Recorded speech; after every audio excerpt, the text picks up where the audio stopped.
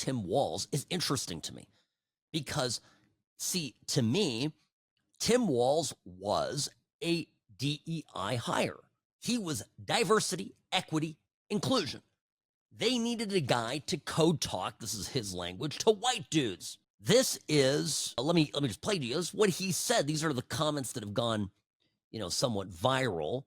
And, I got to unpackage this for you because there's a lot here and none of it is good. I was on the ticket, I would argue, because we did a lot of amazing progressive things in Minnesota that improved people's lives. But I also was on the ticket, quite honestly, because I could code talk to white guys watching football, fixing their truck, doing that I could put them at ease. I was the permission structure to say, look, you can do this and vote for this. And you look across those swing states, with the exception of Minnesota, we didn't get enough of those votes. But you could be giving them permission on TV every day. You could have been messaging that way, and that isn't necessarily how it shook out. Well, yes, but I also said I understand myself. I said I think I'll give you pretty good stuff, but I'll also give you 10% problematic. And so somebody's got to make the decision here to handle some of this stuff and to make it in. Those are just decisions that were made. And I think after the fact, it is not second guessing or anything. I think it's fair to go back on and look at this.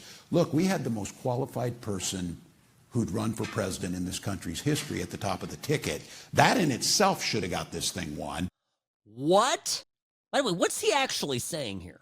I took the breath out of me saying that Kamala Harris, Ms., have you seen the elephant video? I can't. She's like literally retarded. And Tim Walz says, look, we had the most qualified person at the top of the ticket. That alone should have gotten this thing done. Okay. What's he actually saying here with all this coding talk to white guys and etc.? Is he saying that blue-collar white guys will only vote for a minority or a female if there's like a safety, like an emotional support white guy there on the ticket telling him it's okay? Like, I have my issues. I always give this example, right? I have my issues with Condoleezza Rice that are ideological, okay? Like, I'm just done with everybody in that neocon Bush orbit. But you want to talk about somebody qualified to lead the country to do, like, I'm not,